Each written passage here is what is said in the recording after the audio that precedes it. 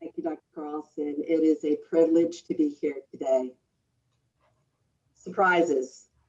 Cancer is certainly an unwelcome surprise, but there are good surprises hidden on the path. Wonderful surprises in the form of better, even astonishing outcomes. I know, because I was a surprise to my doctors.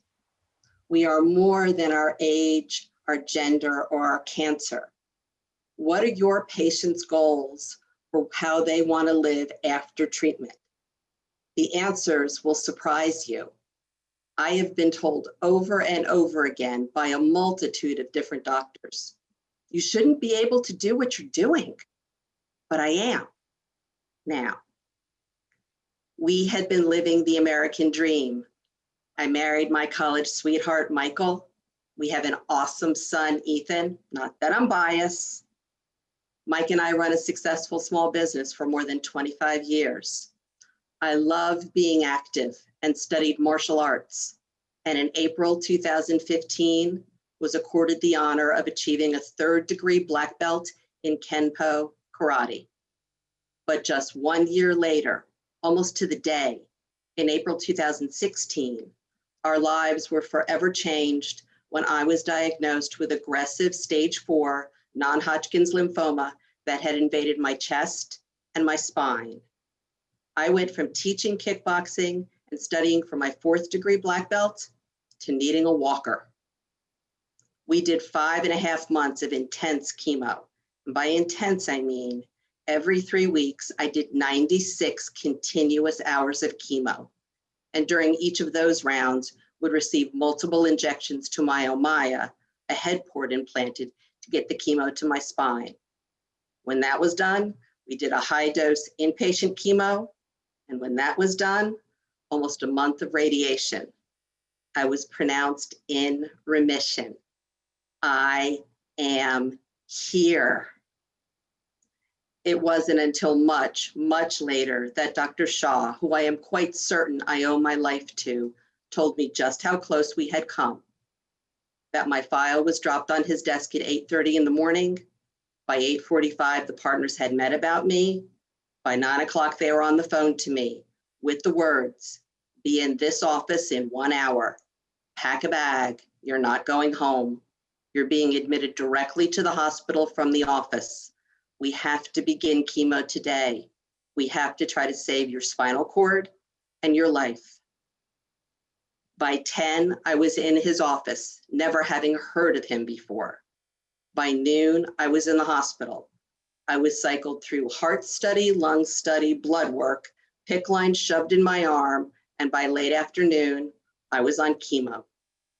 Our heads were spinning, but the speed was crucial because the assessment was I was 7 to 10 days from being completely paralyzed and 3 weeks from dying. That of his career, I was his full-blown emergency. But I'm here. And on our 30th wedding anniversary, I was here to play with Michael in Disney World like 2 little kids, just like we did on our honeymoon. And the weekend we knew Ethan was proposing to Marissa, a wonderful young woman, we knew the weekend, but not when. So my phone lived on my lap, and I was here for the best 3-word text ever. She said yes. I was here for 1,000 moments of simple joy with family and friends. But please make no mistake, I'm not a hero, I'm not a saint, and I am not impervious to the naked terror that comes with what we now call the adventure. That was never more clear to me than my second night in the hospital as I lay awake at 4 o'clock in the morning and sent a Facebook message to one of my best friends, Robbie. The message, I think the numb is wearing off. Reality is setting in. Oh God, how did I get here? I'm unashamed to say I'm scared. Am I strong enough for this? I don't feel very strong right now, but I have too many people I love. And that's what I wrote. As I lay alone in a hospital bed at 4 a.m. and stared at my PICC line and listened to the air in line alarm go off again, the crushing enormity slammed into me. And fear is something that everyone deals with in their own way. And with cancer, there's a lot to deal with. And at checkups, I'm always asked to rate my anxiety, rate my depression, but I was stunned at how reticent I was to say I was struggling. As women, we are taught from a very early age, you just handle it, all of it, no matter what. Be good wives, mothers, sisters, aunts, friends, professionals. So I'll confess, I needed a bit of prodding to face the fear and the flood of emotions.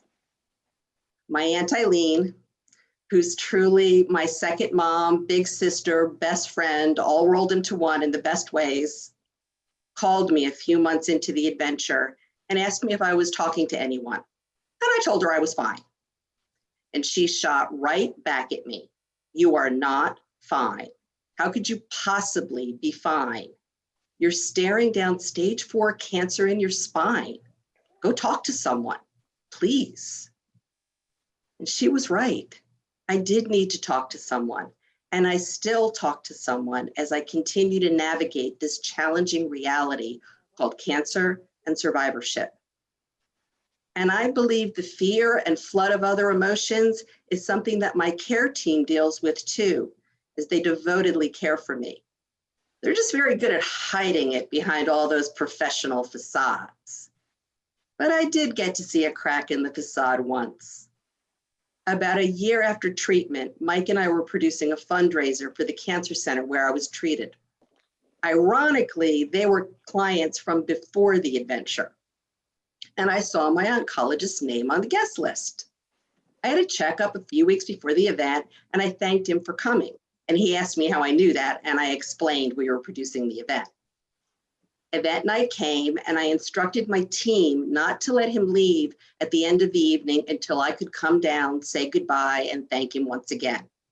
They dutifully radioed me, and I came down and asked if he enjoyed the event. And he told me the event was lovely. But what he truly enjoyed was watching me run around. And I could see a crack in his professional facade and his very broad smile. And I realized what he got to see that day was me, not cancer Jan, me. Me managing a large black tie event, being me. Yes, with some help and some modifications that didn't exist before. I had an assistant to be my legs for when my legs gave out. And even now, there are days where I still turn to Michael, depending on how I'm doing that day. And pain management is essential now every day, but especially on event days. But that day, for the very first time, he saw the real me, and I could see the joy in his eyes. What a wonderful surprise for both of us. But as I continue on the adventure, I'm learning that my care team's assumptions about how I want to live my life are not aligned with mine. And that disconnect exists because nobody asked. When you look at ink on paper, at cold, raw statistical data, age, gender, stage and type of cancer, out of a glance at that limited information comes assumptions and expectations for outcomes. I still continue physical therapy today to work to repair the tumor and the treatment damage. And my PTs, Cody, Andrew, Rudy, are the best. But they also learned very early on, do not say the words age-appropriate norms to me. It won't end well. And what do age-appropriate norms mean anyway? I mean, I know some kind of benchmark is needed, but I also know 20-year-olds who can't do what I do now, and 75-year-olds who can. As treatments have advanced, becoming more targeted, less toxic, Have the expectations for outcomes kept pace with these advances? I was told 1 year from the end of treatment, what you have is what you get in terms of recovery. And 1 year of end of treatment came and, you're still advancing. Okay, so for you, it's 2 years. And 2 years of end of treatment came and, you're still advancing. Well, for you, we really don't know. And more than 4 years later, surprise, I'm still advancing. Assumptions of age and gender figure into those expectations, whether you're aware you're doing it or not. A perfect example. Whenever I meet a new doctor or a new member of my care team, at some point during the initial appointment comes the question. So were you active before your diagnosis?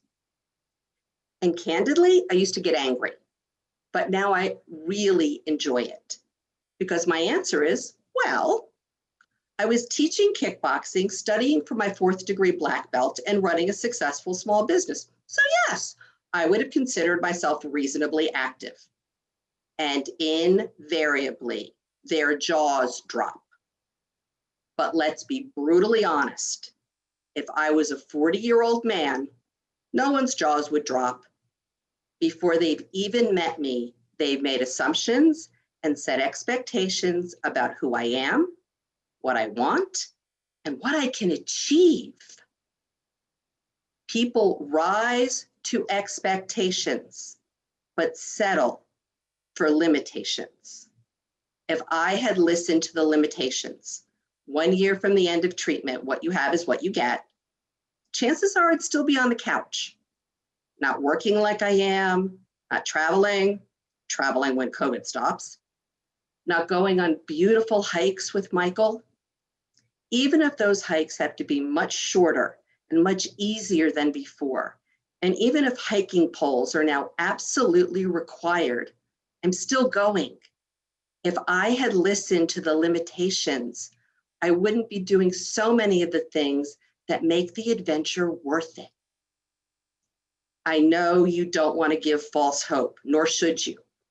But let's begin by having the conversation, and let's frame the conversation around goals instead of limitations. Imagine the amazing things that will happen when you set those goals together. One of the biggest lessons I've had to learn can be summed up in a great Facebook meme I saw a few months ago. Just because my hair's grown back doesn't mean everything's okay now.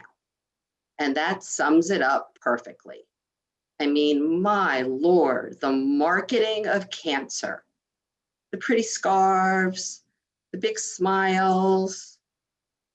There's no sign of the relentless pain, of the fear of recurrence, of the daily struggle as you work to repair your body and swallow more pills than you ever thought you'd have. And I swallowed the marketing.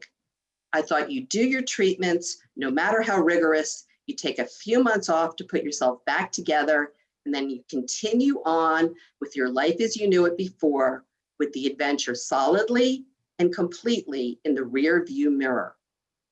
But that's not the way it works, at least not for me. And this part of the adventure is more challenging than I ever imagined it would be.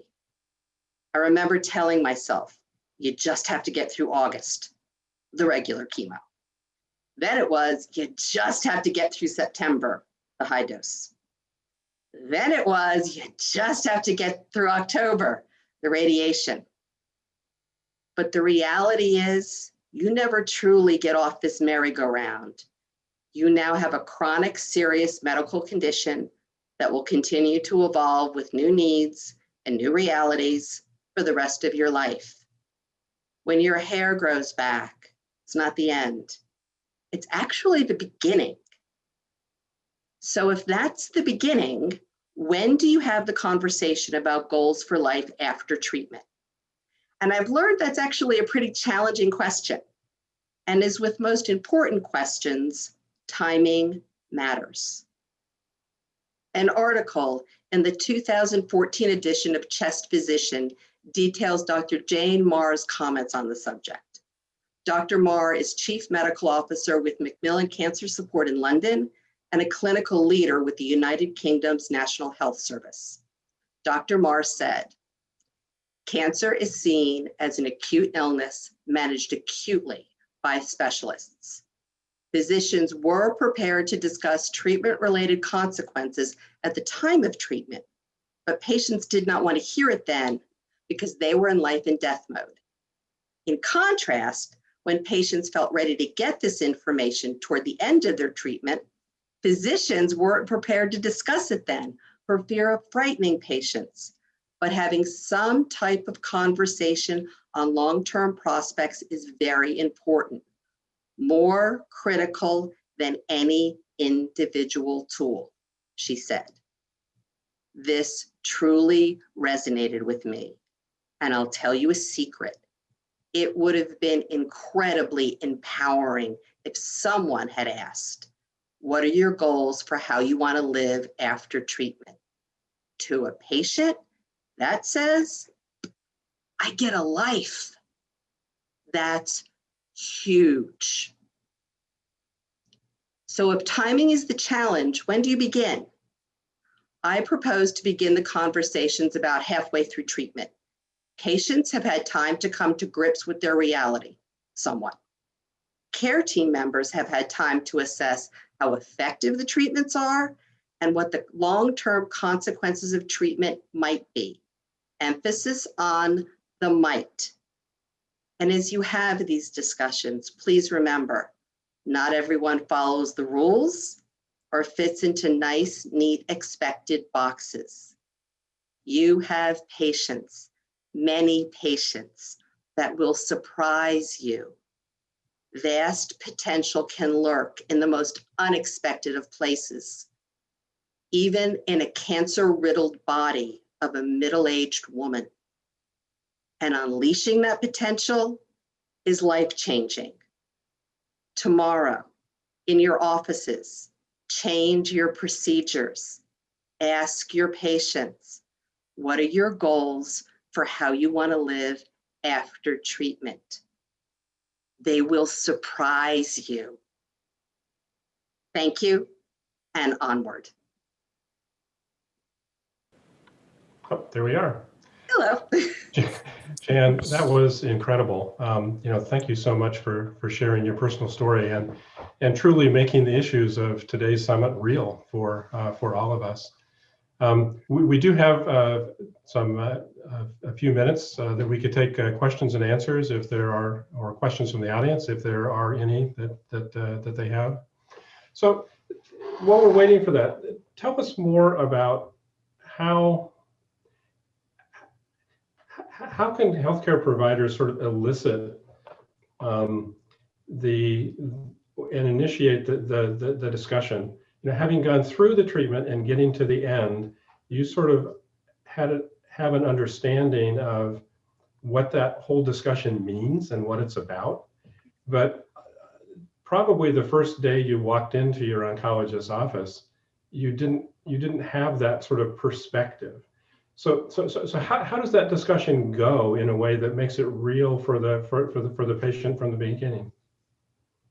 I think probably one of the best things Dr. Shaw said to me the first day is we are going to beat this, and to have that positivity and a commitment in a level where I'll be quite candid later on with another doctor. I was reading one of the reports and it's like, as she has had a better than expected response, I'm like, oh, really?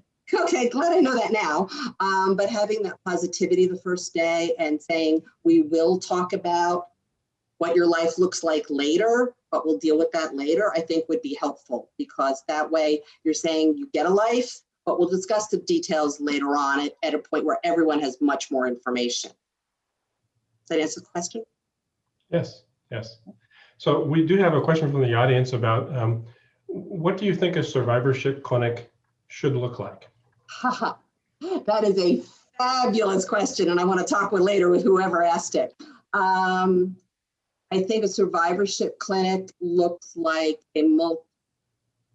different specialties of doctors. I tease a lot of the doctors right now is I have more doctors now than I ever imagined I would be, but having different disciplines. But the key for me, that would be where there is communication between all of the disciplines. Everyone respectfully seems to look at things from their own prism that they were trained on.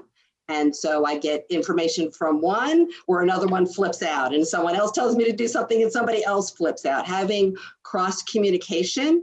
And also I would venture that we need a new subclinical specialty of an oncology survivorship specialist. In the same way that geriatrics did not exist 60 or 70 years ago, the way it exists now, because the patient population did not exist. We're a new patient population that exists. We need our own specialist to be, if you will, the field general to direct the care, in my opinion. That's great. So we have a question about shared decision-making. Okay. Particularly for people with life-threatening diseases, is challenging for patients and their families. For you, what worked? What do you wish you knew then that you know now about interactions with your care team? What do you know now that you didn't know earlier that you wished you had to be more active participants in shared decision making? Sure, and I just want to make sure I understand the question. Is it shared decision making with my care team or with my family or all of it? Because there's lots of decisions that happen in the office and out of the office. Talk about them all. Okay. In terms of shared decision making, that's something I think I was actually very blessed with. There was always a partnership that I felt with all of my care team from the very beginning about this is where we are, this is our recommendations, this is why we're recommending it, but what do you think? And my care was actually split between 2 cancer centers. So getting alignment between different doctors and in different institutions sometimes was interesting, but what I really respected is when there was disagreement between specialists, and there was, they all made it very clear that they were going to give their opinions, but not foist them upon me. But in the end, it was Michael's and my decision about how we proceed. In terms of the larger shared, when you bring the family into that equation, as well, there were points in treatment where my spouse and I did not necessarily agree, but I am blessed in that in the end, he said, you're the one who has to go through it and you're the one who has to live with it. So the decision is yours. And I think ultimately that's where it needs to be. I think only the person who is living in that skin can really make the decision about what feels right and what they are willing to subject themselves to. Did your care team talk to you about advanced care planning? We actually already had that in place, so we made that part a little bit easy, but we were asked certainly the first day in the doctor's office as well as with the admission that did we have advanced planning and directives, et cetera, in place. And I think Mike had to go get the copies of those as well. That being said, please bear in mind, we realized about maybe a quarter way through treatment that our initial experience was not typical. Because I was such an emergency, we found out we skipped a lot of steps because we had to. There was one day where, you're in the cancer center, you're in the elevator, you can't help but overhear other conversations. And there was a couple talking about the wife and how they have this appointment and this appointment and this appointment, and then the group team and this appointment, and then they will map, the strategy. And the couple got out of the elevator and Michael turned to me and said, is that how this is supposed to go down? Yeah, I think so. So we missed a couple of those. Okay. And, you talked about how active you were before your diagnosis, and it sounds like you've returned to a lot of that activity as well. Did you have